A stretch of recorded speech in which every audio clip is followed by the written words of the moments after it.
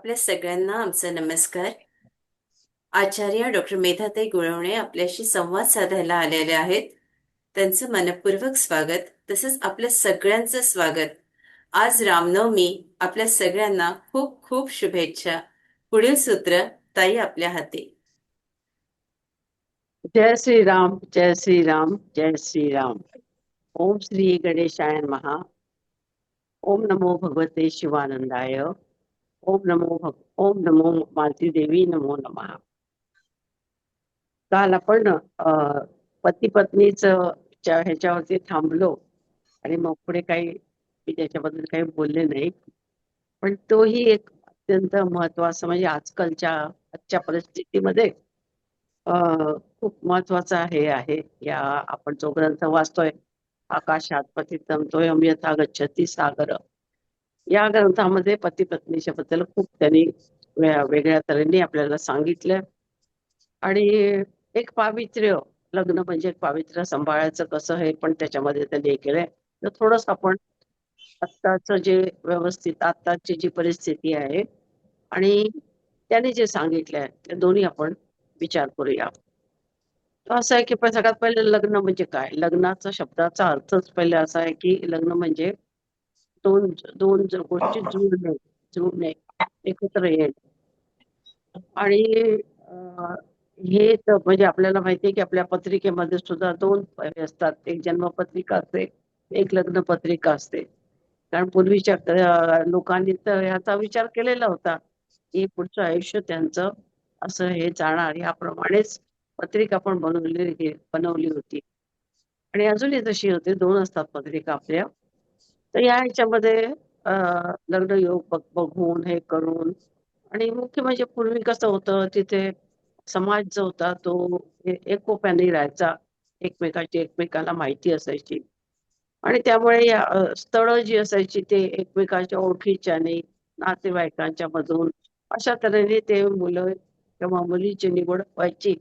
आणि त्याचबरोबर एक असं होतं की समजा लग्न त्यांचं सहसा असं व्हायचं नाही, कारण मुलीला असं शिकवलेलं असेल की तू जशी ज्या परिस्थितीत असशील, ज्या परिस्थितीत तुला लग्न करून दिलेलं आहे त्या परिस्थितीशी एकरूप होऊन राहायचं.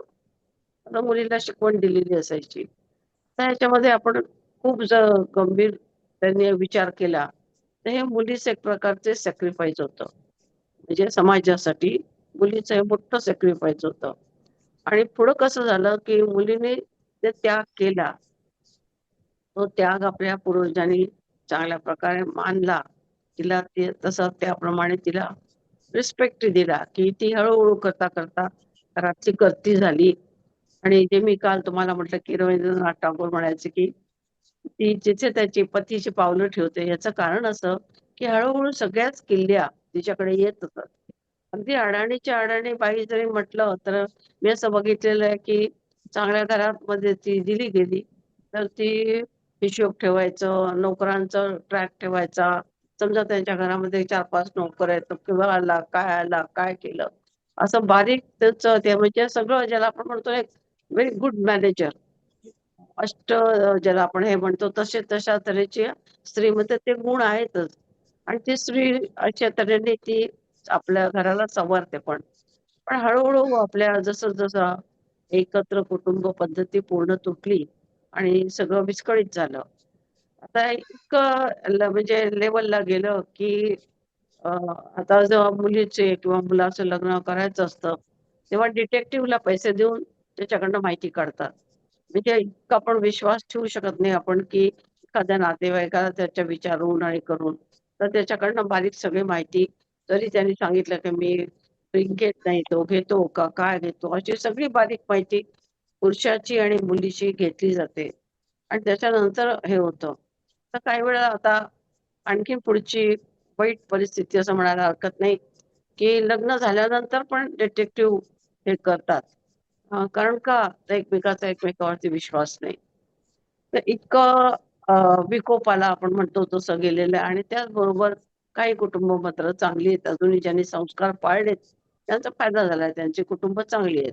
पण ज्यांनी संस्कार पाळले नाहीत तर त्यांचे असे एक एक कुटुंब त्यांचं ध्वस्त होत गेलं. डायव्होर्स म्हणजे काही वेगळं हे राहिलंच नाही.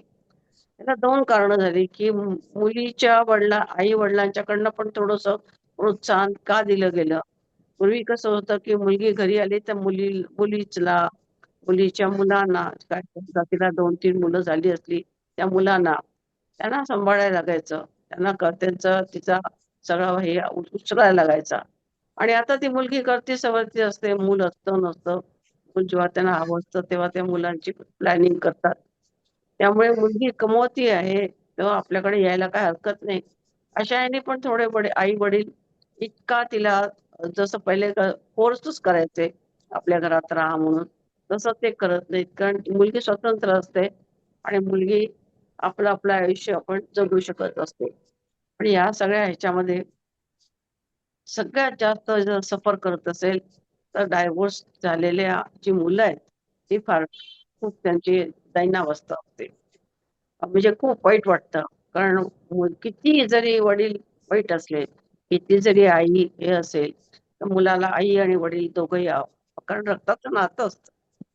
ते बंधनच असं आहे, की त्यामुळे त्या मुलांना आई आणि वडिलांची दोघांची आवश्यकता असते आणि ओढ असते. आणि जेव्हा तुम्ही असं एक प्रकारे आईच वडिलांच्या बद्दल वाईट बोलते, वडील आईच्या बद्दल वाईट बोलतात, तर मुलगा जो असतो तो खूप हे होऊन जातो, कन्फ्यूज होऊन जातो, की काय समजायचं, काय करायचं. कारण त्याचं जे वय असतं ते अगदी कोवळं असतं, मन कोवळं असतं त्याचं. त्याच्यावरही आघात होतात. आणि आई-वडील आपला त्या मुलाचा बिलकुल विचार करत नाही. तर सगळ्यात लग्नाचं जी गडबड झाली ती त्याग आपण सोडला. त्यागाशिवाय काही हे नाही. माणसाला प्रत्येक वेळा आपण जेव्हा दुसऱ्यासाठी जगतो तेच आपलं जीवन खरं आहे.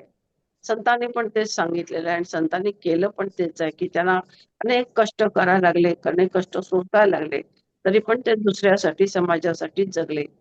आता इथे समाजासाठी जगायचं हे नसतं, पण याच्यामध्ये आपल्या काय म्हणतात त्याला, या कमीत कमी आपल्या कुटुंबाला एकत्र ठेवणं ही त्या बाईची आणि त्या पुरुषाची दोघांची ही कर्तव्य समजली जायची. तर ते सगळं आता हे होत चाललं. आता याच्यामध्ये केलेलं आहे, की प्रभूने एक दिव्य संकल्प केला आणि दोन शक्तींच्या मिलनाने या जगताची निर्मिती झाली. या दोन शक्ती आहेत, नर आणि नारी. नर म्हणजे ऊर्जा शक्ती, नारी म्हणजे धारणा शक्ती. या दोन शक्तीच्या मिलनाने एक नवजीवन अर्थात एक नवसृष्टी जन्म घेते.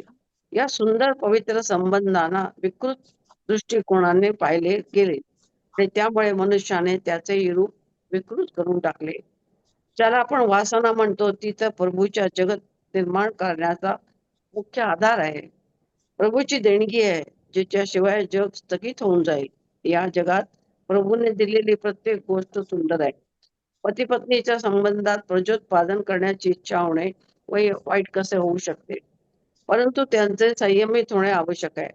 पती पत्नीच्या पवित्रतेला जाणणे जरूर आहे.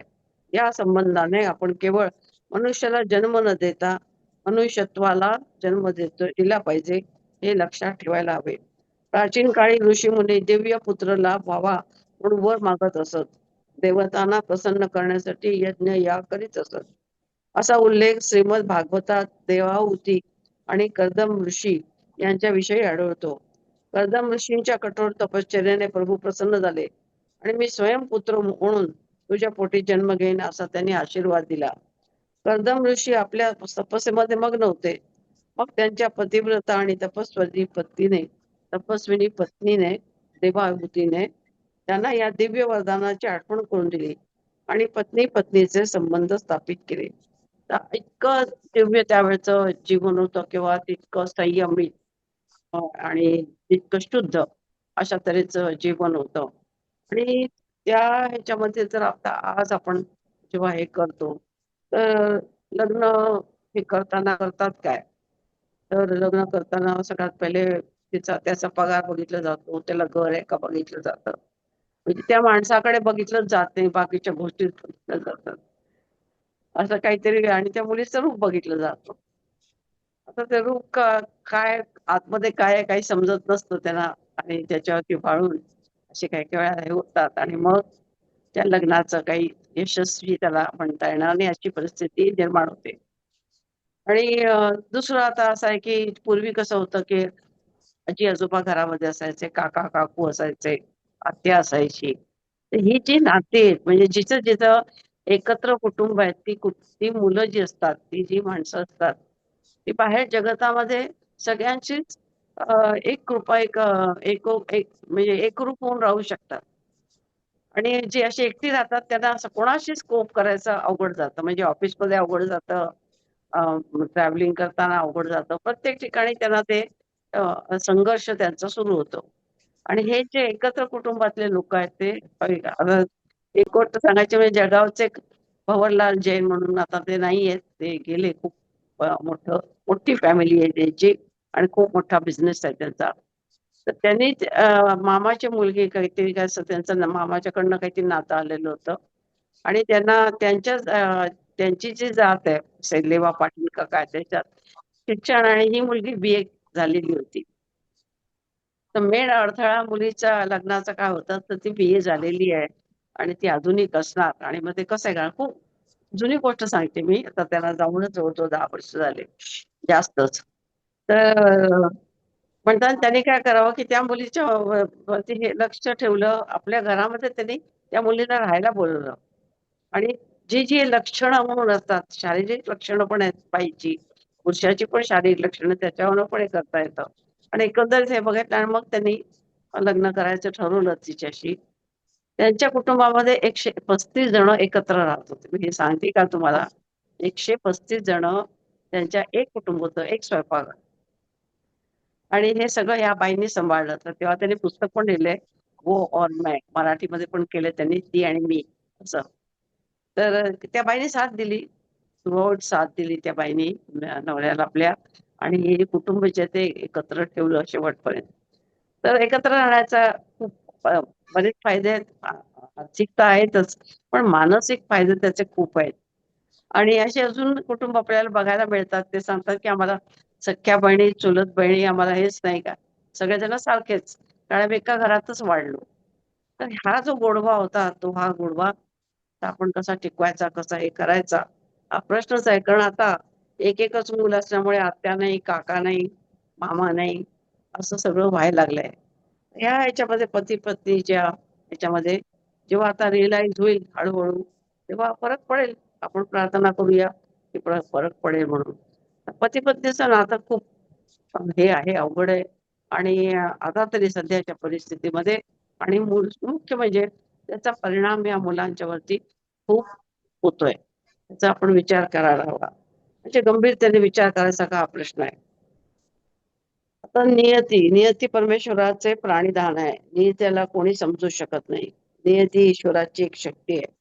आता असं म्हणायला गेलं तर आपण असं असतं, की आज आपण एखादी गोष्ट केली, दुसऱ्या दिवशी आपण त्याच्यामध्ये आणखीन सुधारणा मनुष्य आहे ना, मनुष्य आणखीन सुधारणा तो करत जातो आणि तसंच होत झालं, की आज सासू-सासऱ्यांचा त्रास सुनेने हे केला.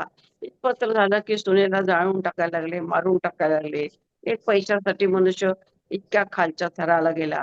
हे जेव्हा झालं तेव्हा समाज तर बदलणारच ना, ह्याच्यातून आपण काही ना काहीतरी आपण हे घेणारच. तर तसंच आपण म्हणतो, की नियती ही काम करत असते. नियती आपल्याला सतत बदलत असते आणि नियती माणसाला एक प्रकारे अ, एक मार्गदर्शनच म्हणायला हरकत नाही, देत असते. तर नियतीच्या हातात सगळं काही आहे हे जरी म्हटलं, तर मनुष्य काय आपला प्रयत्न सोडत नाही आणि मनुष्याला प्रयत्न ती सोडून पण देत नाही. हे पण आहे, तिचा आशीर्वाद पण आहे मनुष्याला. तर ह्या ह्याच्यामध्ये तर भगवान श्रीकृष्णाने अर्जुनाला नियतीची व्याख्या समजवताना हेच सांगितले, की वर्तमानात तुझ्यासमोर जो प्रश्न आहे, त्याच्याशी धैर्याने सामना कर. आपल्या क्षत्रिय धर्माचे पालन कर. भगवान श्रीकृष्णाने असा उपदेश केला, कारण त्यांना माहीत होते पुढे काय होणार आहे. तर हे जे आपल्याला आता श्रीकृष्णाची गोष्ट वेगळी, परंतु हे आपल्याला रोजच्या आपल्या जीवनामध्ये जीवन तर जगायचं आहे, कंटाळाचं तर आहे. तर त्याच्यासाठी आपल्याला कसं राहिलं पाहिजे, याच्यासाठीच आपण ह्या अध्यात्मामध्ये जातो, अध्यात्माचा अभ्यास करतो. कारण का त्याच्यामध्ये आपल्याला आपल्या त्रुटी कळतात, मानवाच्या, समाजाच्या त्रुटी समजतात आणि जे चांगलं आहे तेही आपल्याला दिसतं आणि मग आपण त्याला फॉलो करायला लागतो. ती गोष्ट आपण त्याप्रमाणे स्वीकारतो, आपण करतो. साधी गोष्ट मोबाईल सुद्धा आला, तर सगळेजण म्हणाले, "कसं काय?" अगदी गावंढळ ज्यांना वाचता लिहिता येत नाही, ते सुद्धा आश्चर्य वाटतं, की ते मोबाईल वापरतायत. कसं वापरतात कुणास ठाऊक? कारण त्यांना तर इंग्लिश त्याच्यामध्ये येतं. आता कळतं आपल्या भाषेत जरी केलं, तर त्यांना लिहिता वाचताच येत नाही असे लोकं आहेत. पण ते वापरतायत. अशा तऱ्हेने मनुष्य तर प्रयत्नशील आहेच. पण त्याचबरोबर ह्या ज्या गोष्टी आहेत त्या बदलत जातात आणि तसंच आपण आशा करूया, की पुढची आपली आपली जी छोटी-छोटी मुलं आहेत, तर त्यांना असा मानसिक त्रास होणार नाही आणि त्यांची प्रगती, त्यांना एक चांगलं वातावरण त्यांचे आई-वडील देतील अशी आपण आशा करूया. तर पाप, पुण्य आणि प्रारब्ध. आश्चर्य वाटते, की हजारो वर्ष आधी हे गुह्य ज्ञान आपल्या ऋषीमुनींनी मिळवले होते. ही त्यांची महानता आहे, की त्यांनी आपल्या अविरत अथक प्रयत्नाने मिळवलेले ज्ञान समस्त मानव जातीसाठी विशद करून त्याची व्याख्या आपल्या महान ग्रंथातून लिहून ठेवली. त्यांची महानता आणखीनच उठून दिसते, जेव्हा आपण हा विचार करतो, की त्यांच्या जवळ आजच्या वैज्ञानिकांसारखी साधन सामग्री आणि संपत्ती नव्हती. संशोधन करून ज्ञान प्राप्त करण्यासाठी त्यांच्याकडे त्यांचे शरीर हेच एकमेव साधन होते. केवळ बुद्धी अर्थात दैवी विचारशक्तींची संपत्ती होती. विश्वाचा केवळ बुद्धी अर्थात दैवी शक्तीची संपत्ती होती. विश्वाचा चराचरातील प्रभू त्यांचा सहाय्यक होता आणि गुरु कृपेवर आगाढ श्रद्धा, भक्ती, प्रभू प्रति प्रेम त्यांच्या दृढतेने हे ज्ञान प्राप्त करण्यास त्यांना पात्र सिद्ध त्यांनी केले. म्हणजे त्या परमेश्वरानेच त्यांना असं सिद्ध केलं.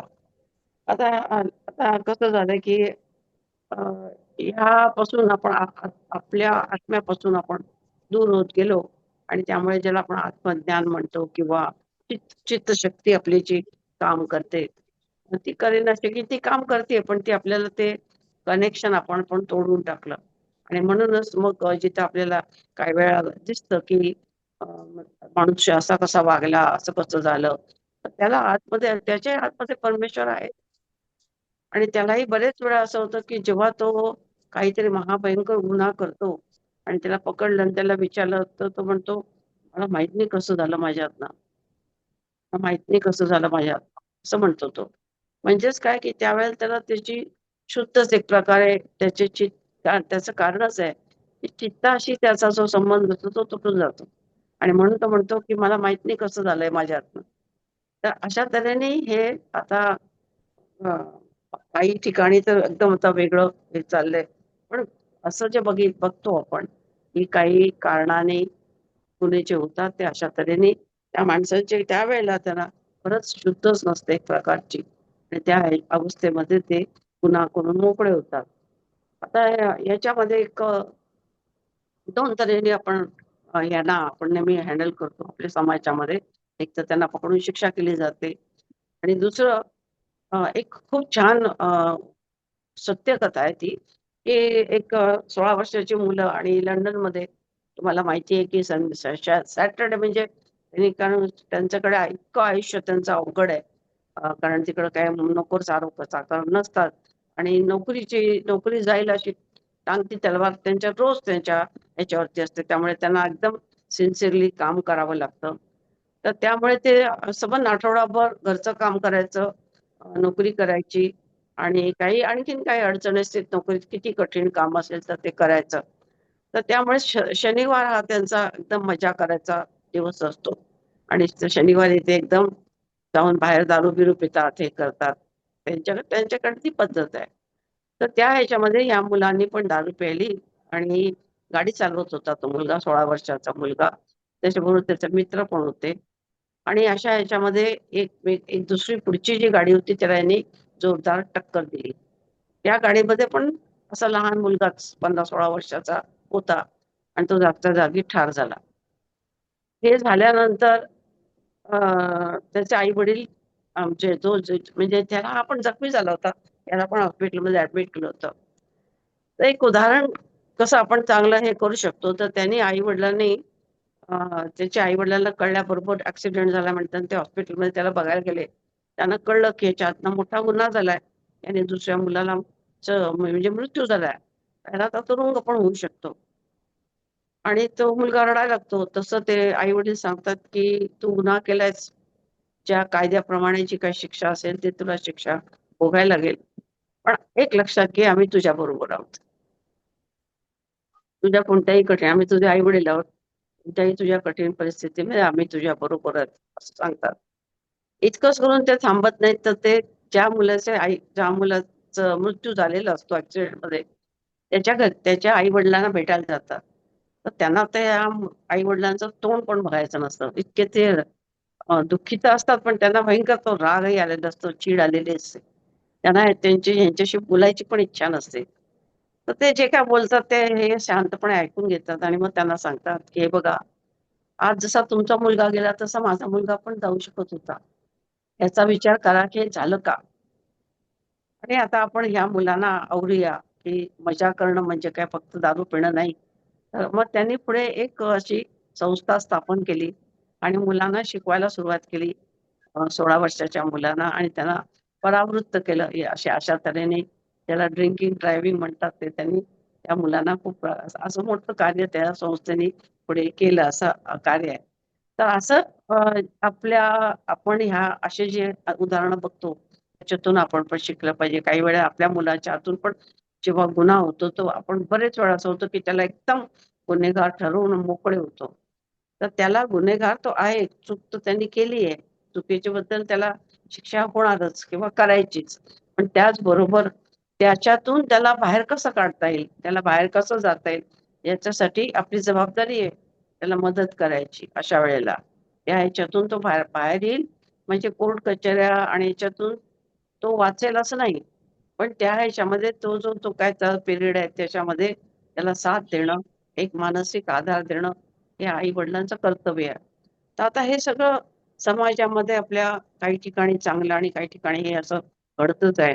आणि पूर्वी आपण नियतीला मान्य करत होतो, तर आता बरेच लोकं नियतीला मान्य करत नाहीत. पण त्यामुळे त्यांना असं होतं, की काही वेळेला जर त्यांनी खूप जिद्दीने करतात, चांगली गोष्ट आहे. प्रयत्न करणं मोठी गोष्ट आहे. आणि ते नियतीला न मानता की ही गोष्ट चढू शकत नाही, तुम्ही कैलासावरती जाऊ शकत नाही. पण काही लोकांनी केला ना प्रयत्न, त्यांनी सांगितलं होतं की हे असं आहे म्हणून, पण प्रयत्न केला. पण हा प्रयत्न केला हा स्तुत्य आहे, प्रश्नच नाही, चांगली गोष्ट आहे. पण त्याच्यानंतर जर ते असफल झाले, तर त्यांनी मग एक विचार करायला पाहिजे. त्यांनी म्हणजे एकदम हे होऊन जाता कामा नये. त्यावेळेला मात्र तुम्ही त्या शक्तीची, दैवी शक्तीची मान्य करायला पाहिजे. किंवा आपण एखादा कार्यक्रम ठरवतो आणि अचानक पाऊस सुरू होतो, मग आपण काय करणार? तर अशा तऱ्हेच्या ज्या गोष्टी असतात, काही गोष्टी आपल्या हातात नाहीत, त्या आपण समजून घेतलं पाहिजे आणि नियतीला आपण मानलंच पाहिजे. आता याच्यापुढे आहे पाप, पुण्य आणि या विषयावर गुरूंचे मार्गदर्शन. मनुष्य जेव्हा पृथ्वीवरती जन्म घेतो, तेव्हा भूत, भविष्य नीट लक्ष देऊन ऐका. मनुष्य जेव्हा पृथ्वीवर जन्म घेतो, तेव्हा भूत, भविष्य आणि वर्तमान आपल्या बरोबरच घेऊन येतो. तिन्ही एकमेकांबरोबरच चालत असतात. भूतकाळात त्याने जे मिळवले आहे, त्याला घेऊन तो वर्तमान काळात चालत असतो. आणि वर्तमान काळात तो जे काही करेल, त्यावर त्याचे भविष्य ठरत असते. 3 गोष्टी मनुष्याच्या बरोबर राहत असतात: संचित, प्रारब्ध आणि क्रियमाण. या तिन्ही बरोबर मानव आपले जीवन व्यतीत करत असतो. वर्तमानाच्या क्रियमाणाने मानव आपले पाप पुण्य संचित करतो. परंतु हे करण्यासही तो स्वतंत्र नाही. त्याच्यावर त्याच्या प्रारब्धाची सत्ता आहे. म्हणजे कसं, की त्याला सुचलं पाहिजे, चांगलं कार्य करायचंय तर त्याला तसं ते वातावरण मिळालं पाहिजे, त्याला सुचलं पाहिजे. तेव्हा वर्तमानात कर्म करणे त्याच्या प्रारब्धाच्या अधीन आहे. म्हणजे तो पुन्हा भूत आपलं हे आलंच पाठीमागं. आता नीती या प्रारब्धाला साक्षी ठेवूनच त्याच्याकडून कार्य करून घेत असते. या साऱ्या अडचणीतून बाहेर पडायचा एकच मार्ग आहे. तो राजमार्गासारखा खुला आहे आणि सरळ आहे. ते म्हणजे गुरुप्राप्ती. आता हे आध्यात्मिक गुरु तर आहेच, पण तुम्ही एरवी पण जेव्हा आपण साधी साधी कामं करतो, तर आपल्या बरोबरच कोणतरी आपल्याला सांगणार, साधा स्वयंपाक करतोय आपण किंवा एखादा प्रोजेक्ट करतोय, तर तिथे आपल्याला कोणतरी मार्गदर्शन गाईड असेल, तर त्याची आपल्याला मदत होते. मग त्यावेळेला तो आपला गुरु झाला. समजा आपण रस्त्याने चाललोय आणि आपल्याला तो मार्ग सापडत नाही, माहिती नाही. पत्ता आपल्याकडे आहे, पण आपल्याला त्या पत्त्यावर कसं जायचं माहिती नाही. तो सांगणार असतो, तो थोड्या वेळासाठी तो तुमचा गुरु होतो. म्हणजे गुरु हा पदोपदी आपल्याला लागतो. आणि त्या गुरुच्या स्वरूपातच आपण जर प्रत्येक माणसाला आपण ज्याच्याशी मदत मागतो त्याला बघितलं, तर आपण त्याच्याकडनं खूप काही शिकू शकतो. आपण असं म्हणता कामा नये, की मला हे सगळं येतंय, त्याला नाईलाजाने ह्याला विचारायला लागतंय. असं थोडंसं आपल्याला अहंकाराने काही वेळा असं होतं. असं न होता आपण प्रत्येकाला जर हे करून लक्ष दिलं, की अरे ह्याच्याकडे पण काहीतरी सांगायसारखं आहे. तर खूप काही आपलं आयुष्य सोपं होतं. गुरु ज्ञान देतील, पण शिष्याला गुरुच्या विचाराला अनुकूल व्हावे लागते. गुरु आज्ञेचे पालन हेच त्याचे सर्वस्व असले पाहिजे. त्याचे स्वतःचे असे कोणतेच ध्येय असता कामा नये. आता हे आध्यात्मिक ह्याच्यामध्ये सांगितलं. पण व्यवहारामध्ये जर कोणी सांगितलं, त्याचा प्रश्न हे तर विचारलं, त्याला मार्गदर्शन पाहिजे आपल्याला, आपण त्याला विचारलं आणि ते मान्यच केलं नाही किंवा अर्धवटच ऐकलं, तर नुकसान कोणाचं? आपलंच आहे. तसंच आध्यात्मिक मार्गामध्ये मात्र एकदम वेगळं असतं. आध्यात्मिक मार्गामध्ये आपला जो शिष्य असतो त्याने पूर्णतः आपल्या गुरुच्या चरणी अ, अ, हे राहिलं, समर्पित राहिलं पाहिजे आणि गुरु सांगेल ते प्रमाण. स्वतःला त्याला काही अ, जशी बुद्धी नाही, त्याला स्वतःला काही इच्छा नाही, अशा तऱ्हेनेच त्याला काही वर्ष काढावी लागतात आणि मगच तो पूर्ण गुरुरूप जेव्हा होऊन जातो, तेव्हा त्याचा पूर्ण संबंध रूपच बदललेलं असतं आणि तो एक प्रकारे पुढे गुरुचं काम, गुरुचं कार्य करायला तो तयार होऊन जातो. तर ह्या ह्याच्यामध्ये आपल्याला पुढे आपण समाजामध्ये आपण जसा वेगवेगळ्या विषय घेतोय, तसं पशुहत्ये पण बद्दल पण सांगितलेलं आहे, की पशुहत्या करू नये या ह्याच्या बाबतीत. म्हणजे कोणी अहिंसा हा आपल्या भारतामध्ये तर आहेच आहे. आणि पशुचे जे मांस खातात, मारून खातात आणि त्याच्यासाठी आता असं झालंय, की जास्तीत जास्त पशुपालन म्हणजे असे खायचे जे हे होतात, तर त्यांचं जास्तीत जास्त हे करतात. त्या कोंबड्या कशा बांधलेल्या असतात, तुम्ही बघितलंय त्यांना. तर अशा तऱ्हेचं त्या जीवांना जिवंत असताना पण त्रास देतात आणि एक दिवस त्यांना मारून टाकतात आणि खातात. तर हे जे त्यावेळेला त्या ज्या पशुला दुःख सहन करावं लागतं. ते दुःख आपल्या वाट्याला आल्याशिवाय राहत नाही. आणि म्हणून मांसभक्षण पहिल्यापासून आपल्याकडे वर्ज्य म्हटलंय. मांसभक्षण करू नये म्हटलंय. त्याचं कारणच असं, की जसं आपण संवेदनशील आहोत, तसं पशु पण संवेदनशील आहे. आणि त्याला कळतं आणि त्याला एक प्रकारची आंतरिक त्याला ती भीती असते. त्यावेळेला तो घाबरून जातो. तर जेव्हा त्याला कापतात, तेव्हा त्याचा जो मनाचा आणि याची हे होते त्याला त्रास होतो. तो त्रास कुठेतरी आपल्याला पाहावा लागतो कारण ते अन्नातून येतं. त्याच्या ह्याच्यातून ते येतं. आता भ्रूण हत्या हा विषय खूपच गंभीर आहे आणि ह्याच्यावरती खूप विचार करायसारखा आहे. तर भ्रूण हत्येसारखं पाप नाही. म्हणजे तो मनुष्य नरक नरक सुद्धा नाही, त्याच्यापेक्षा सुद्धा वाईट यातना भोगेल असं मी म्हणेन. त्याचं कारण असं, की तो जो त्या जीवाने तुझ्या पोटामध्ये हे घेतलंय, जन्म घेतलाय, गर्भधारण झालेलं आहे. त्या गर्भाची काय चूक आहे? फक्त तुझ्या इच्छेसाठी तू त्याला मारून टाकणार. आणि काही संतांनी तर असं सांगितलंय, की त्या गर्भाला आपण म्हणतो 5 महिन्यामध्ये मग हे आलं, जीव आला त्याच्यामध्ये असं म्हणतात. आणि हे गर्भ काढून टाकतात. ते तर पहिले महिना, दीड महिन्यामध्ये काढून टाकतात. तर त्यावेळेला तर तरी सुद्धा तो बचायचा प्रयत्न करतो. असं शास्त्रज्ञांनी बघितलेलं आहे. तो आपल्या बचावाचा प्रयत्न करतो. कसं परमेश्वराने घडवलंय आणि म्हणजे आपल्या जीवाला, आपला जीव वाचवायचा त्याला कसं कळतं? दीड महिन्याचं असतं बाळ ते छोटं, पण त्याला तो आपल्याकडनं आपला जीव वाचवायचा खूप प्रयत्न करतो आणि तरी पण तुम्ही त्याला मारता. तर त्याच्यासारखं भ्रूण हत्येसारखं हे नाही. त्याचबरोबर आता जे करतात, हे कार्य करतात, हे काम करतात, तर त्यांना पण खूप अ, वाईट गोष्टी भोगायला लागतात, हे लक्षात घ्या.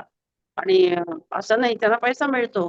पैशासाठी ते काहीही करतात आणि आमच्याकडे आईच्याकडे एक जण येत असत. खूप मोठे प्रसिद्ध डॉक्टर होते त्या शहरात ते राहत होते. तिथले प्रतिष्ठित अशी व्यक्ती होती ती. पण हे काम ते करायचे आणि मग त्या आईने जेव्हा आईला कळलं तर आईला अजिबात आवडलं नाही. आईने त्यांना सांगायचा प्रयत्न केला. तर ते काय म्हणायचे, की अशा मुली अडलेल्या असतात. त्यांची अशी अडचण आलेली असते आणि हे असतं तर त्यांना मी हे करतो. बाकी काय मी असे हे करत नाही. मुलगी, मुलगा वगैरे म्हणून मी करत नाही. असं त्याने जस्टिफिकेशन दिलं. तर आईने सांगितलं, "नाही, गुन्हा तो गुन्हाच आहे. अशा तऱ्हेने हे करणं चांगलं नाही." आणि जरा ते शिकलेले असल्यामुळे किंवा त्यांचं पोझिशन म्हणा, त्यांनी काय आईचं ऐकलं नाही म्हणायला हरकत नाही. पण पुढे त्यांचा दवाखाना बंद करावा लागला. ह्या जन्मीच म्हणजे गुरुचं जे हे असतं ना, एक तर गुरुला गुरु म्हणूच नये आणि म्हटलं तर त्याचं तो काय बोलतोय त्याच्याकडे आपण पूर्ण लक्ष दिलं पाहिजे. तर त्यांनी त्यांचा जखा बंद करायला लागला, की त्यांना पूर्ण स्किन इन्फेक्शन झालं. असं झालं, की सगळी सालडी हातावरची, याच्यावरची, तोंडावरची निघायला लागली आणि किती औषधं केली, किती हे केलं, तर काही केलं बरं होईना. काही केल्या बरं होईना. पेशंटचे पण झाले. पण त्यांनाच आजार झाला म्हणताना अशा नाजूक परिस्थितीमध्ये कोण येईल त्यांच्याकडे? त्यांना दवाखाना बंद करायला लागला. तर मग सांगायचं कारण असं, की जे एकतर आपण गुरुला गुरु म्हणूच नाही आणि म्हटलं तर गुरु काय सांगतात त्याच्याकडे आपण लक्ष दिलं पाहिजे. कदाचित हेच त्यांना पुढच्या जन्मी 4 जन्मांनी एखाद्या वेळेस हे करायला नसतं. अजूनही त्यांचा दवाखाना चालू राहिला असता. काय सांगता येत नाही.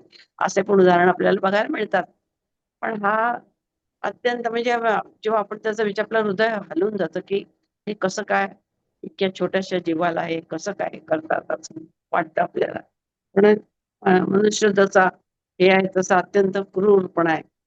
काही त्याचं रूप जे आहे ते वेगवेगळ्या रूपं आपल्याला बघायला मिळतात. जसं काल मी म्हटलं, की आपण हे असतो ते कोणाची तरी मामी असतो, काकू असतो, अंक असतो. त्याचबरोबर आपले ज्या आतमध्ये जे विकार असतात ते पण काही-काही वेळा भयंकर रूप घेतात आणि चुकीच्या गोष्टी आपल्याकडनं घडवतात. पण ह्याच्यासाठीच हा मार्ग आहे. ते वाचवायसाठी. कारण मनुष्याला प्रलोभनं खूप आहेत. मनुष्याला आणि त्यावेळेला त्याची विवेकबुद्धी काम करेल असं नाही. तर ती स्थिर ठेवण्यासाठीच हे अध्यात्म आहे. आता ह्याच्या बरोबरच आपण पुढे जातोय आपण हा पण अत्यंत महत्वाचा विषय आहे, श्राद्ध. तर श्राद्धाच्या बाबतीमध्ये तुम्ही सगळ्यांनी मी असं म्हणेन, की लक्षपूर्वक ऐका, की श्राद्ध करणं का आवश्यक आहे? श्राद्ध करायचं आवश्यक असं आहे, की स्त्री आणि पुरुष यांची हे शास्त्र आहे. याला म्हणजे विज्ञान सांगतंय किंवा आपले पूर्वजांनी सांगितलेलं आहे, की स्त्रीची जी आहे तिचे क्रोमोसोम तिची शक्ती जास्त आहे. पुरुषाची शक्ती कमी आहे. मी मला वाटतं मागे सांगितलं पण आहे.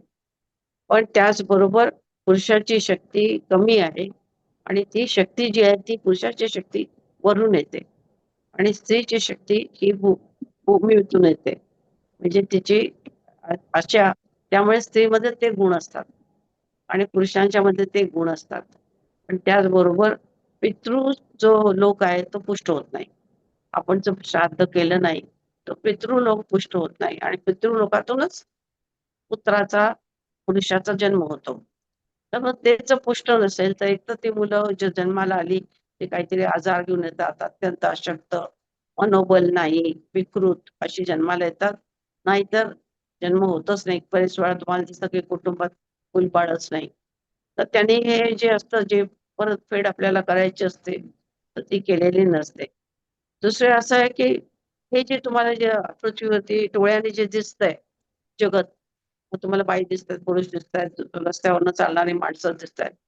अगदी तसंच वरचं जे हे आहे जगत, ते तसं आहे असं म्हणायला हरकत नाही. अगदी तसंच आहे. ते फक्त तिथं असतं, की ते काही कोणतंही कार्य करायला ते हे नसतात, समर्थ नसतात. पण तिथे असं आहे. आणि अशा खूप अनुभव आहेत, की एखाद्याची काहीतरी सुटका करून हवी आहे. तर मग तो एखाद्या संताकडे जातो आणि सांगतो, की मला पण त्याला तेवढं ज्ञान असतं. म्हणजे त्यांनी आत्ताचं जे आयुष्य आहे, ते चांगलं जगलेलं असतं, अभ्यास केलेला असतो. त्यामुळे त्याला कळतं, की त्याची अजून सुटका का झालेली नाही या योनीतून. मग तो अशा वेळेला एखाद्या संतांच्याकडे जातो. त्यांना प्रार्थना करतो आणि माझी सुटका करा म्हणून सांगतो. तर ह्या ह्याच्यामध्ये असं आहे की जसं भूत, पिशाच आणि हे सगळे प्रकार आहेत त्याबरोबरच आपल्याला गाईड करणारी माणसं पण आहेत. पण ही अशी असतात की त्यांनी जन्मभर चांगलं कामच केलेलं असतं आणि त्यांना पुढची सद्गती मिळापर्यंत, पुढचा रस्ता मिळेपर्यंत ते चांगलं कार्यच करत राहतात. परंतु एक लक्षात घेतलं पाहिजे की ते असे आत्मा आहेत, तर त्यांच्या संपर्कात जास्त आपण न राहणं हेच बरं. पण ते मदत करतात हे तितकंच खरं. त्यांची वृत्ती चांगली असते हे पण तितकंच खरं. आणि ते आपल्याला कोणत्याही प्रकारचा हार्म करत नाही, कोणत्याही प्रकारचा त्रास देत नाहीत, हे पण तितकंच खरं आहे. पण त्याचबरोबर आपल्याला जे आपले पितर आहेत, आपले जे घरातले लोकं गेलेले आहेत, त्यांचं श्राद्ध करणं अत्यंत आवश्यक आहे. याच्यासाठी की तो त्याशिवाय पुष्ट होत नाही. आता श्राद्ध करताना पण कोणी-कोणी लोकं काय करतात, की कोणाला तरी पैसे देऊन टाकतात, की मी त्याला जेवायला पैसे दिले झालं श्राद्ध त्यांचं. तर असं नसतं. तर श्राद्ध म्हणजे आपण स्वतः आपल्या हाताने त्या माणसाचं स्मरण करत त्याला जेवण बनवणं. ते कोणातरी भिकाऱ्याला देऊन द्या, ब्राह्मणाला बोलवून जेवायला घाला. कुणालाही घाला तुम्ही, कोणत्याही व्यक्तीला. तर त्याला बोलवून तुम्ही त्याचा आत्मा तृप्त करणं हे महत्वाचं असतं. आता जे श्राद्ध करत नाहीत, तर त्यांना अगदी सोपतल्या सोपं म्हणजे कमीत कमी त्यांनी काय करावं, एखादी माळ म्हटली, विष्णू सहस्त्रनाम म्हटलं, एखादी पोथी वाचली, तर ते वाचल्याबरोबर काय म्हणावं, की हे पुण्य मी माझ्या पितरांना देत आहे. दुसरं कुठेतरी आपण काहीतरी काही-काही वेळेला असं होतं, की एखाद्याला आपण जेवायला घालतो. एखाद्याला आपल्याकडे काय उरलेलं असतं पोळ्या आपण पुढे घेऊन गेलो 8-10 पोळ्या आणि आपल्याला काय खर्च झाला. आपल्याला माहिती आहे आता काय आपल्याला या पोळ्या लागणार नाहीत, चपात्या लागणार नाहीत. तर आपण कोणाला तरी देऊन टाकतो. भुकेल्या माणसाला किंवा भुकेल्या माणसाला आपण समजा अन्नदान काही केलं, तर त्यावेळेला आपण म्हणावं, की अन्नदान करायचं पुण्य मी माझ्या पितरांना देते. त्याचबरोबर आपण कोणाला काही गीता शिकवली, एखादा श्लोक शिकवला, अथर्वशीर्ष शिकवलं, तर त्या ज्ञानाचं पण पुण्य आपण आपल्या पितरांना द्यावं. तर हे केल्याने आपला जो पितृ हे आहे, तो पुष्ट होतो आणि त्याचा फायदा आपल्याला होतो. आपल्या घरामध्ये शांती राहते. तर हे जे आहे ते अत्यंत गुह्य आणि गहन आहे आणि त्याबरोबरच इतकं वास्ट आहे. सांगायचं तर तुम्हाला इतके मी आईने तर हजारो आत्मे आईने सोडवले, हजारो. आणि आईचं काय असं ते तीर्थ मारायचं आणि असलं काही प्रकार आईचा अजिबात नव्हता. आई त्यांना काउन्सिलिंग करायची, आई त्यांना समजावून सांगायची आणि त्याच्यासाठी जे काय करायचं असायचं ते आई त्याच्यासाठी करायच्या. त्याचा फायदा असा झाला, आई म्हणायच्या, की किती का असेना त्यांना ती जी त्या योनीमध्ये जे असतात तिथे तडफडत असतात ते. तर जाताना ते नेहमी म्हणजे आईचं पुण्य खर्च व्हायचं. परंतु ते जाताना नेहमी अगदी आत्म्यापासून ते आशीर्वाद देतात. आणि त्याचा फायदा आपल्याला त्या संतांना जो कोण त्यांच्या सद्गतीला कारणीभूत होईल त्याला अवश्य होतो. कारण असा त्याच्याकडनं आत्म्यापासून त्याला आशीर्वाद मिळतो. आता हे जे आहे तर अ, हे केलं की श्राद्ध केले गेले नाही, तर पितृलोकात पितरांचा अन्नाची वासना तृप्ती होत नाही. त्यामुळे ते असंतुष्ट राहतात. येणाऱ्या पुढील पिढीतील जन्मणारे अपत्य अधिकतर अपंग, दुर्बळ किंवा मंद बुद्धीचे होते. त्याचे कारण काय? हे वेद आणि शास्त्रांच्या आधाराने थोडे विस्तारपूर्वक पाहूया. मृत्यूनंतर मनुष्य अन्नमय कोशात प्रवेश करून वासना देहात फिरत असतो. मृत्यूपरांत प्रत्येक जीवाची अन्नाची मागणी तशीच राहते. हा अनुभव कितीतरी लोकांना आलेला आहे की मृत व्यक्ती आपल्या नातेवाईकांच्या स्वप्नात येऊन अन्नाची मागणी करतात. श्राद्धाची तिथी जवळ आली की ती व्यक्ती आपल्या आप्तजनांना सारखी दिसते. हे पण अनुभव बरेच लोकांचे आहेत. अधिकतर लोकांचा समज असा आहे की मरणानंतर काही शिल्लक राहत नाही, सगळे संपुष्टात येते. परंतु तसे नाही. मरणोत्तर जीवनात आपल्याला खूप लांबचा पल्ला गाठावा लागतो. तो मृत्यूलोकातील जीवनापेक्षा कितीतरी जास्त मुदतीचा असतो. शास्त्रानुसार श्राद्ध केल्याने पितर शांत तथा संपन्न होतात. ते आपल्या पुत्राला आशीर्वाद देतात. कधीतरी असे होते की 70 वर्षाचा म्हातारा आपल्या पित्याचे श्राद्ध करताना दिसतो. शक्यता आहे की त्याच्या वडिलांचा दुसरा जन्मही मिळाला असेल. अशा वेळी त्याच्या वडिलांचे चांगल्या लोकात गमन झाले असले तर त्याच्या बदली स्वयं विष्णू भगवान येऊन श्राद्धाचे अन्न सूक्ष्म किरणांनी ग्रहण करून श्राद्ध करणाऱ्यास आशीर्वाद देतात. हे कार्य श्री विष्णूचे आहे, ते पालन करतायत. आता माणसाने यावर विश्वास ठेवून श्राद्ध केलेच पाहिजे. इतकं ते गहन आहे की ही एक प्रकारची यंत्रणा आहे, एक प्रकारची. आणि ती यंत्रणा राबवणारे कोण आहेत, तर हे ब्रह्मा विष्णू महेश आहेत. तर बघा तुम्ही की असं जर असेल तर सुद्धा नारायण येऊन ते अन्नाचं ग्रहण करतात. तर ते बांधील द्यायला आणि ते आशीर्वाद देऊन जातात.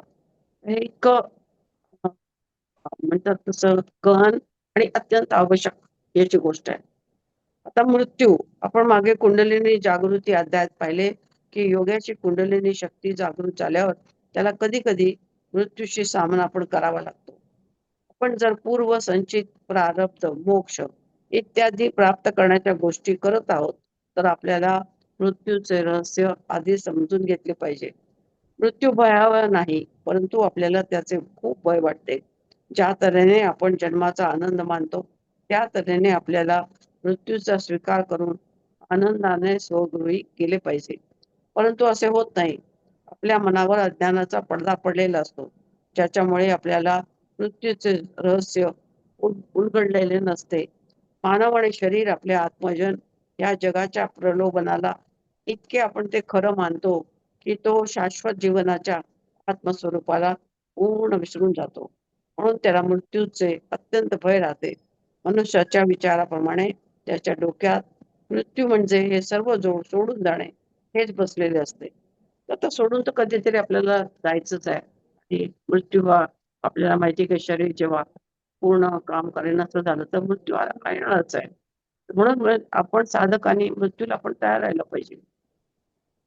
मी मागे सांगितलं की माझ्या आजोबांना ताप आला आणि त्यांना याचं इंजेक्शन देता येत नव्हतं.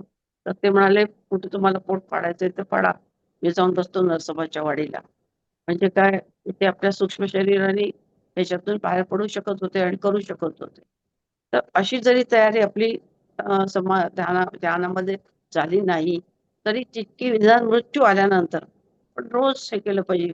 मृत्यू म्हणजे माझं काहीतरी भलं होणार आहे, पुढे चांगलं होणार आहे, की आता जी माझी अवस्था आहे त्याच्यापेक्षा माझं चांगलं होणार आहे. आणि आपण स्मरण केलं पाहिजे की आपण आपल्या जीवनामध्ये किती चांगलं कार्य केलं आणि ते चांगलं कार्य केल्यामुळे आपल्याला चांगला जन्म येणारच. आणि त्याच्या बाबतीमध्ये मग आता हे शरीर तर सोडलंच पाहिजे, ह्याच्यापेक्षा चांगलं काहीतरी आपल्याला मिळतंय. परमेश्वराचं नाव घे तुमचं जरा, तर तुम्हाला सद्गती मिळणार नाही असं कसं होईल? होईलच. चांगली गती मिळते आणि चांगला जन्मही मिळतो. कारण तुम्ही त्या वातावरणात त्याच्या आपल्या बरोबर काय घेऊन जाता, हे सगळं वातावरण घेऊन जातात. आणि त्या वातावरणामुळेच आपण त्या दुसऱ्या वातावरणात आपण शिरतो. जन्म घेतो म्हणजे आपल्या तऱ्हेच्या आपल्याला पोषक अशा वातावरणामध्ये आपण शिरतो. हा दुसरा जन्म असतो. तर त्याच्यासाठी हे जे आपण आता ह्या ज्याच्यामध्ये सात्विकतेने राहायचं, चांगलं करायचं, चांगलं आचरण हे करायचं. हे सगळं आपल्याला आपल्या ओऱ्यामध्ये आहे, जाणार आहे आपल्या बरोबर. या सगळ्या गोष्टी आपल्या बरोबर जाणार आहेत. हे लक्षात घेतलं पाहिजे. आणि त्यामुळेच आपण आपली खात्री बाळगली पाहिजे की आपला जन्म पुढचा चांगला आहे आणि मृत्यूला घाबरता कामा नये आपण. त्या मृत्यूचे त्यांनी प्रकार पण बरेच सांगितले. अकस्मात मृत्यू, अर्थात जो बाकीच्या लोकांना अकस्मात वाटतो. मृत्यूचा क्षण तर पहिल्यापासूनच निश्चित असतो. आपण त्याला अकस्मात केवळ यामुळे म्हणतो कारण काही आजार नाही, काही मृत्यूचे वय पण नाही. आपण पाहिले तर त्याचा मृत्यू कधी झाडावरून पडून होतो, तर कधी पाण्यात बुडून होतो, कधी त्याच्यावर वीज पडते, तर कधी त्याला विजेचा धक्का लागतो. मनुष्य पशुची हत्या करतो, तर कधी कधी अचानक पशुच त्याची हत्या करतो. मनुष्यच त्याची शिकार होतो. राजा दशरथाच्या हातून श्रावणाची हत्या झाली. श्रावणाच्या आंधळ्या आईवडिलांनी त्याला शाप दिला. राजा दशरथाला पण आपला पुत्र श्रीरामाच्या वियोगाने तडफडत मृत्यू आला. असे श्रावणाच्या माता पित्याला पुत्रशोक सहन करावा लागला, तसाच राजा दशरथाला पण आपला पुत्र श्रीरामाच्या वियोगाने अत्यंत दुःखी होऊन शरीर सोडावे लागले. जे कर्म आपल्याला आपल्याला आपल्या बरोबर आहेच, कर्म काय आपल्याला सोडत नाही काही झालं तरी. अल्पायू मृत्यू, माता पित्यांचा पाप संचय किंवा बालकाला कोणाकडून मिळालेला श्राप हेच अल्पायू मृत्यूचे कारण असू शकते. मनुष्याचा जन्म मिळालाच, पण मनुष्य जन्माचा उपभोग या लोकांना मिळत नाही. अल्प काळातच बालकाला जन्म आणि मृत्यू याच्या दोन्ही यातना सहन करावे लागतात. वृद्धापकालीन मृत्यू. वृद्धावस्थेत आलेल्या मृत्यूला सहज मृत्यू मानले आहे, कारण हा तर प्रकृतीचा नियम आहे. विश्वात ज्याची वाढ होते त्याचा क्षय किंवा अंत निश्चित होत असतो. मृत्यू कसाही कोणत्याही कारणाने आला तरी त्याचे कारण मात्र आपल्याला कधीच समजत नाही. ते माणसाच्या बुद्धीच्या पलीकडे आहे. नियतीच्या नियमाप्रमाणे तो क्षण कसा आणि केव्हा निश्चित झाला हे आपल्याला समजत नाही. आपण कधी असंही म्हणतो की मृत्यू टळला. असे होण्याची शक्यता नाकारता येत नाही, परंतु ते जेव्हा होते की तो शास्त्राच्या विरुद्ध असेल, माणसाची प्रभू कृपेवर श्रद्धा असेल, डॉक्टरने शर्थीचे प्रयत्न केले, असे काहीतरी झालं तरच आपण म्हणू शकतो. पण मृत्यूपर्यंत आलो आणि मी जगलो, असे पण काही लोकांना अनुभव येतात. सर्वसाधारण असे सांगितले जाते की मनुष्य रिकाम्या हाताने येतो आणि रिकाम्या हाताने जातो. हे जर बरोबर असेल तर मग आपल्याला जन्मजन्मांतरीचे भोग का भोगावे लागतात? आता स्थूल शरीर पृथ्वीवर राहते, परंतु मृत्यूच्या नंतर सूक्ष्म शरीर, वासना देह, कारण देह शरीराच्या बाहेर पडतो. तेव्हा त्याच्या बरोबर कर्माचे गाठोडे बांधून नियती हे बरोबर नेण्यासाठी त्याला बाध्य करते. नियती त्याला बाध्य करते. महाकारण शरीर सर्वत्र व्याप्त ब्रह्ममय असल्याने आपल्याला आहे त्या स्थितीतच स्थिर राहतो. शास्त्र असं सांगते की सूक्ष्म वासना देहाला सुद्धा वर जाऊन खूप दुःख भोगावे लागते. मृतात्मा जेव्हा त्या वासना देहाच्या वर जातो, तो आपापल्या कर्मानुसार जास्त कमी भटकून अतिवाहक शरीर प्राप्त करतो, जे हळूहळू पुढच्या जन्माच्या प्रवासाला सुरुवात करते. या मृत्यात्मातही खूप भेद असतो. आता मृतात्मे म्हटलं तर इतकं त्याचा खूपच म्हणजे अभ्यास आहे त्याचा. मृतात्मा, प्रेतात्मा, पापात्मा, पुण्यात्मा. शुद्ध पुण्यात्मा मृत्यूनंतर चांगल्या कर्मामुळे जर साधक झाला तर त्याला सुख मिळते, त्याला स्वर्ग प्राप्त होतो. जे लोक चांगले जीवन व्यतीत करतात, असे दान धर्मासारखे पुण्य करणे, असे लोक मृत्यूच्या नंतर चांगल्या स्थितीत काही काळ वर राहतात. योगी, संत तथा सिद्ध पुण्यात्मा मरणानंतर पण चांगले कार्य करतात. ते सूक्ष्म शरीरात असून सुद्धा किंवा ध्यानात येऊन मार्गदर्शन करतात. आता हे जे मोठे संत असतात, त्यांनी शरीर सोडलं. शरीर सोडल्यावरती त्यांना जन्म लगेच येत नाही, त्याचे काहीतरी काळ आहे. एवढ्या काळ त्याने पण तिथेच सुद्धा ते कार्य करत राहतात आणि असं म्हणतात की शरीर सोडल्यानंतर त्यांची व्याप्ती आणखी वाढते. म्हणजे तुम्ही बघितलं असेल की ज्ञानेश्वर महाराज म्हणा किंवा हे म्हणा, या लोकांचं मेल्यानंतर त्यांची जास्त ख्याती झाली म्हणा किंवा त्यांना जास्त भक्त त्यांच्या म्हणजे त्यांची प्रार्थना करू लागले, त्यांच्या मार्गात आले. त्याचं कारण असं की ते परमेश्वरच करत असतो. ते जे संत असतात तेच ते कार्य आपलं पुढे नेत असतात, परमेश्वराकडे न्यायचं त्यांना. तर असं मृत्यूनंतर संत जे असतात ते मृत्यूच्या आधी आणि मृत्यूनंतरही उत्तम प्रकारे समाजाला, जगाला, विश्वाला अं, पूरक असं कार्य करत राहतात. आता परकाया प्रवेश हा जरा थोडा विषय वेगळा आहे, त्यामुळे मी घेत नाही याच्यामध्ये. आता अध्यात्म मार्गाच्या अवलंबनाने मानवाला झालेला लाभ आपण बघूया. म्हणतात जीवनाचा क्रम आपल्या प्रारब्धानुसार असतो. तो त्याच्याप्रमाणे कर्म करीत असतो, त्याला फळही त्यानुसार मिळते. मग आता प्रश्न उठतो की आपण देवाला शरण कशासाठी जायचे, गुरुला कशाला प्राप्त करायचे, साधना कशासाठी करायची? आपले जीवन तर प्रारब्धानुसार व्यतीत होणार आहे. आपण असा विचार करणे ठीक आहे. आपण पाहतो की बऱ्याच विद्यार्थ्यांना शिकवण्यासाठी एकच अध्यापिका असते, परंतु एक विद्यार्थी अव्वल दर्जात पास होतो, एक प्रथम श्रेणीत मिळवतो, तर एक विद्यार्थी मध्यम श्रेणीमध्ये पास होतो, तर काही विद्यार्थी अनुत्तीर्ण पण होतात. हे पाहून माणसाचे मन निराश होते.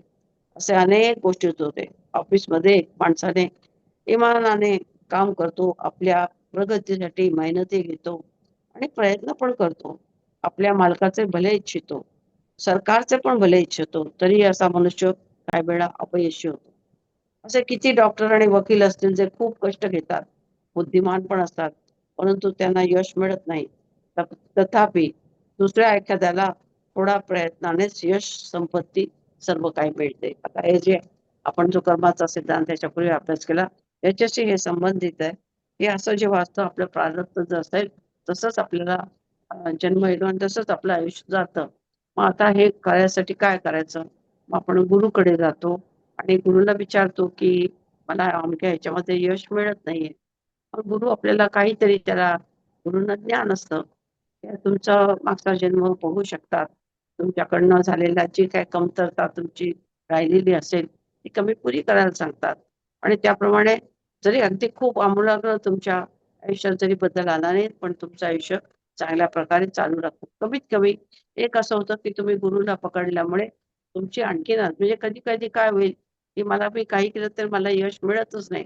म्हणून मनुष्य डेस्परेट होऊन जाईल आणि तो आणखीनच काहीतरी खालच्या ह्याला जाईल. तर तसं न होता आपण त्याचा प्रयत्न करत राहील. निदान गुरु जो आहे तो तुमची जी आशा असते ती धरून ठेवतात आणि त्याला खाली पडून देत नाहीत आणि तुम्हाला नेहमी वरच्या मार्गच तुम्हाला दाखवतात, चांगला मार्गच दाखवतात. त्यामुळे आपण सन्मार्गाने चालत राहतो. आता जीव तथा ज्ञान ह्याच्याबद्दल आता हा नवीन चॅप्टर आहे. तर जीव, जीवात्मा आणि आत्मा आणि परमात्मा ह्याच्याबद्दल आता हे पुस्तक खूप गहन आहे तसं म्हटलं तर. तर म्हणून मी तुम्हाला जे त्याच्यातला जो जितकं मला समजलं ते तुम्हाला मी सांगायचा प्रयत्न करते. परमात्मा अर्थात ब्रह्म, अखिल विश्वाची निर्मिती ब्रह्मपासूनच झाली. या विशाल सृष्टीच्या रचनेच्या वेळी ब्रह्मस्थ माध्यम होते. इतक्या व्यापक ब्रह्माच्या अगणित अंशापासून सृष्टीची रचना झाली. याच अंशाला अर्थात ब्रह्माच्या एका अंशाला आत्मा म्हणतात. हा ब्रह्मांश म्हणजे आत्माच जीवाच्या जन्माचे कारण बनतो. या ब्रह्मांशाला आत्मा संबोधले आहे. आपल्या वास्तविक स्वरूपात आत्मा एक तत्व आहे. जेव्हा हे तत्व जीव भावात जीव भावात परावर्तित होते तेव्हा त्याला जीवात्मा असे म्हणतात. म्हणजे त्याच्यावरती जेव्हा बाकीचे हे इनगल्फ होतो आत्म्याला तेव्हा तो जीवात्मा होतो. याची सरळ सुंदर व्याख्या मांडूक उपनिषदात केली आहे. हे निकेतन शरीर आणि ह्याचा आत्मा हा रहिवासी आहे. घर म्हटलंय ज्याला. एक सुंदर झाडावर दोन पक्षी बसले आहेत. ते एकदम एकमेकांजवळ बसलेले आहेत. जसे काही एकमेकांना चिकटलेले आहेत. तरी त्या दोघांच्यात खूप भिन्नता आहे. एक पक्षी त्या झाडावर लागलेल्या फळांचे सेवन करतो. दुसरा एकदम तटस्थ आणि शांत बसला आहे. तो फळांचा भोग घेत नाही. जो पक्षी फळांचे सेवन करतो तो आंबट, गोड, कडू या स्वादांचा अनुभव घेतो. तथा त्याच्या फलस्वरूप सुख-दुःख भोगतो.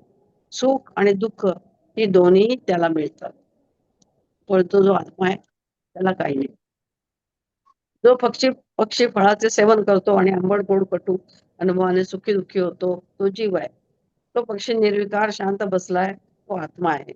भगवद्गीतेत श्रीकृष्णाने श्रीकृष्णाला आत्मा आणि अर्जुनाला जीव असे म्हटले आहे. या उदाहरणाने जीव आणि आत्मा यात काय फरक आहे हे स्पष्ट दिसते. जीवात्मा जेव्हा कोणत्याही शरीर रूपाने जन्म धारण करतो तेव्हा आपल्या बरोबर प्रारब्ध किंवा भाग्य घेऊन येतो. प्रारब्ध किंवा भाग्य याचा अर्थ जन्मजन्मांतरीचे संस्कार आणि पाप तथा पुण्य. हेच प्रारब्ध या जन्मात गुणामध्ये परिवर्तित होते. त्यामुळेच प्रत्येक व्यक्तीच्या स्वभावात भिन्नता आपल्याला सापडते. कोणी चारित्र्य संपन्न आहे तर कोणी नीतिहीनतेमुळे नीच आहे. कोणी कोमल सदृढ आहे तर कोणी कठोर दुष्ट आहे. या तऱ्हेने माणूस आपले पूर्वजन्मीचे विचार, संस्कार आणि कर्म घेऊन वर्तमान आयुष्य व्यतीत करतो. कधी-कधी माणसाचे मन आत्म्याशी एकरूप होते, तेव्हा त्याला आपण पूर्वी केलेल्या दुर्व्यवहारावर पश्चात्ताप होतो. जर त्याचे पूर्वकर्म चांगले असेल, तर तो पुलिंग घराण्यात जन्म घेतो. तिथे तो अनायास आपल्या आई-वडिलांच्या चांगल्या संस्काराने परिपुष्ट होतो. मग तो अध्यात्म मार्गावर पथिक होऊन आपले जीवन सफल बनवतो.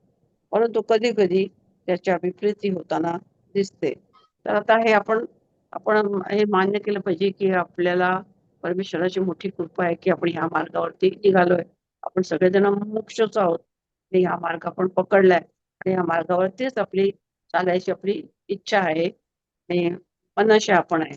तर त्यामुळे आपण काय म्हणतात त्याला आपलं पुढचं जे आहे, जसा एखादा मनुष्य पैसे जमा करतो आणि बँकेमध्ये बँक बॅलन्स चांगला तयार करतो, तसा आपण आपला बँक बॅलन्स एक प्रकारे तयार करतोय. जो आपल्याला पुढच्या जन्मी नक्की नक्की म्हणजे नक्की आपल्याला उपयोगी आहे. आता तुम्ही ह्याच्यामध्ये त्यांनी असं एक उदाहरण दिले, की एकाच घरातली मुलं आपल्याला असं वाटतं हा असा आहे, हा असा आहे, हा असा आहे. पूर्वी तर जास्त मुलं असायची आणि प्रत्येकाचे स्वभाव वेगळेच. आता एक किंवा पाच पाच दोनच मुलं असतात. पण आपल्याला कधी कधी असं बघायला मिळतं की दोन जुळी मुलं सुद्धा, भाऊ भाऊ सुद्धा, यांच्यामध्ये दोघांच्या मध्ये खूप फरक असतो. तेच आई वडील, तेच वातावरण, तरी पण मग हा फरक का जाणवतो? तर ह्याचं कारणच हे प्रारब्ध आहे. ह्याच्यावरनं आपल्याला नक्की समजतं की मनुष्य जो आहे तो काहीतरी मागचं घेऊन आलेला असतो. काही काही सवयी असतात, इतक्या त्या पक्क्या सवयी असतात की काही विचारू नका. तुम्हाला आश्चर्य वाटतं की या मुलाला ही अशी कशी सवय आहे, असं कसं करतो. पण तो पूर्वजन्मीची सवय घेऊन आलेला असतो आणि त्याप्रमाणे तो वागत असतो. असं बघायला मिळतं. उदाहरणं अशी आहेत. तर मन एक असे इंद्रिय आहे जे आत्म्याच्या अगदी जवळ राहते, पण ते विचाराच्या बरोबर काम करते. चंचल विचार मनाला खूप भटकवतात. माणसाचे उत्तम विचार त्याला खूप उच्च श्रेणीला नेतात. वाईट विचार त्याला गर्तेत पोहोचवतात. अशा अवस्थेत बुद्धीला आपल्या सामर्थ्याने विचाराचे संतुलन ठेवण्याचे काम करावे लागते. या प्रक्रियेत बुद्धीवर खूप ताण येतो. आता असा प्रश्न पडतो की बुद्धी, विचार, मन नेहमी चांगलेच कार्य करतात का? याचे उत्तर आहे नाही. मग काय बुद्धी, विचार, मन नेहमी वाईटच विचार करतात का? ह्याचं पण उत्तर नाहीये. हे सारी इंद्रिय सत्व, रज, तम या त्या 3 गुणांच्या अधीन आहेत. म्हणजे आपले जसे जे गुण तीव्र असेल, सत्व गुण, रजोगुण, तमोगुण, त्याप्रमाणे आपलं जगणं असतं, आपलं आचरण असतं. सत्वगुणाशी संलग्न राहिली तर उदात्त आणि पूजनीय कार्य होतात. तमोगुणाशी संलग्न राहिली तर राग, आळस, द्वेष, मत्सर मनामध्ये उत्पन्न होतात. तर हे तिन्ही गुणाचं त्यांनी आपल्याला वर्णन करून सांगितलेलं आहे की कसं त्या त्या माणसांचं हे असतं. आता ह्याच्यामध्ये पुढे आपल्याला हे करायचं, मन आणि इंद्रिय यांच्या अधीन असलेला कमकुवत माणूस या अंधकारमय भवसागरात आपल्या महान गुरूंचा एक दीपस्तंभासारखा आधार घेतो. शेवटी पुन्हा आपल्याला काय आहे की गुरुची आवश्यकता आहे. ध्यान योगाचा मार्ग अंगीकारतो. तो आपल्या मन, इंद्रिय, अनेक कामना यांच्यावरती विजय प्राप्त करायला शिकतो.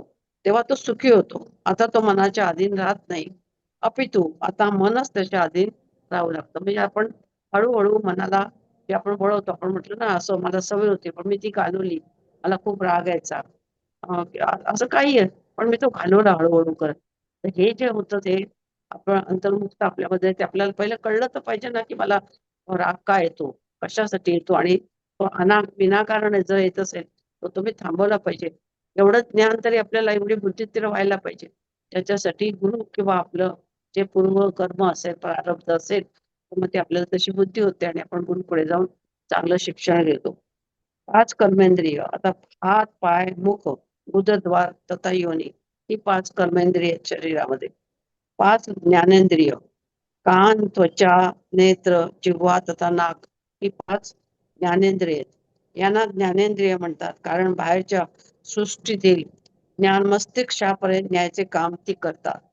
कानांना श्रवण शक्ती प्रधान आहे. त्वचेला स्पर्श शक्ती, डोळ्यांना सृजन शक्ती, जिभेला स्वाद ज्ञान शक्ती आणि नाकाला गंध ग्रहण शक्ती प्रदान केलेली आहे. पंचमहाभूत 5 प्राण. आता ह्याच्यामध्ये 5 प्राण आहेत. एकंदर मिळून आपल्या शरीरात 12 प्राण आहेत. त्यातले 5 प्राण मुख्य आहेत, जे संवेदनेच्या रूपात असतात. त्यांच्याकडून आपल्याला शक्ती मिळते. हे मूलाधार, पाठीचा कणा, हृदय, नाभिचक्र आणि मस्तिष्क यामध्ये स्थित असतात. या जगात जे काही ईश्वर निर्मित आहे त्याला प्रसाद रूप मानले पाहिजे. प्रत्येकाचा स्वभाव विशेषातून काही ना काहीतरी शिकण्यासारखे अवश्य असते. जनावरे आणि इतर प्राण्यात सुद्धा कर्तव्यपरायणता असते, परंतु मोह नसतो. त्यांची मुले जेव्हा आत्मनिर्भर होऊन स्वतंत्र होतात, तेव्हा ते त्यांचा मोह सोडून देतात. बुद्धिमान असूनही मनुष्य मात्र विपरीतच पाहायला मिळते. पुढच्या 5 पिढ्यापर्यंत मोहामध्ये अडकून मनुष्य मात्र दुःख भोगतो. तर असं हे त्याचं हे आहे. आता हे आता तर ह्याची खूप चर्चा सुरू आहे बाहेरच्या ह्याच्यामध्ये, तंत्रविद्या, आणि लोक आता ते वापरायला पण लागले.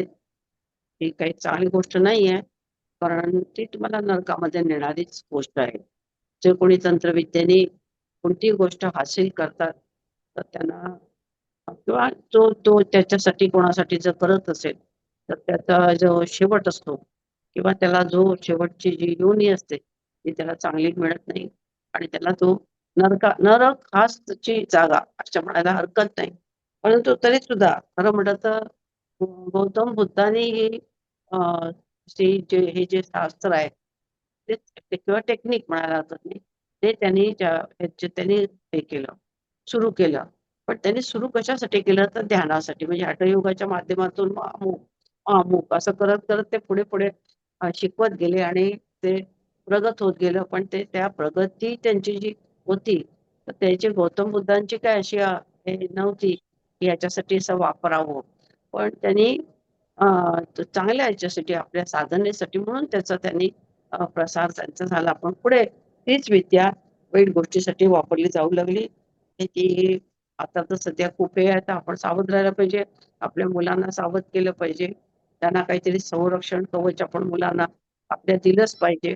आणि सध्या तर का खूप हनुमानाची हे करायला सांगतात. त्याचं कारण असं की शुद्धता कमी आहे ना. ती शुद्धता जसं तुम्हाला तुमच्या ह्याच्यामध्ये हे विटॅमिन कमी आहे तर मग तुम्हाला आपल्याला ते विटॅमिन दिलं जातं आपल्याला. तसं सध्या वातावरणामध्ये शुद्धता कमी आहे आणि अशुद्धता खूप आहे. त्या अशुद्धतेला जर मारायचं असेल, दूर करायचं असेल, म्हणून हनुमानाची आता सध्याच्या काळात सद्य परिस्थितीमध्ये हनुमाची उपासना अत्यंत आवश्यकपणा किंवा उपकारक आहे असं म्हणायला हरकत नाही. कारण घरामध्ये काही त्रास वगैरे आपल्याला होत असेल तर आपण सगळ्यात पहिले तेलाचा दिवा लावावा आणि जे काही तुम्ही भीमरूपी म्हणत असाल, काय म्हणत असाल, हनुमान चालीसा म्हणत असाल, तर ते म्हणून ते आपण सगळ्या इथल्या आजचं जे काही नकारात्मक आहे ते जाऊ दे अशी प्रार्थना आपण रोज करायला पाहिजे. कारण आता हे वातावरण खूप वाईट झालंय. आता बुद्ध आणि बोधी थोडासा तुम्हाला हे सांगते. एका महापुरुषाने हा प्रश्न केला की बुद्धाचा अर्थ काय. त्याचा अर्थ जो व्यक्ती आपली सर्व इंद्रिय संयमित करून आपल्यातच मिटून बसला आहे तो बुद्ध. त्याच्या बुद्धीची प्रगल्भता इतकी असते की तो प्रत्येक विषयावर विजय मिळवला तरी तटस्थच राहू शकतो. प्रत्येक कामात बुद्धीची मदत घ्यावी लागते, परंतु सद्बुद्धी जास्त काम करते. बुद्ध हे या सद्बुद्धीची परिसीमा आहे. विषयावर संयम, वासनेवर संयम, ललना आणि रसना यावर संयम मिळवल्यावर तो माणूस निर्वाण पदाचा अधिकारी बनतो. तो विश्वकर्त्याची एक विशेषता आहे आपल्याला वाटते, पण आपण त्याला लीला म्हणू शकता. या सृष्टीतील कोणतीही उत्पत्ती केवळ स्वतःच्या उपभोगासाठी बनलेली नाही.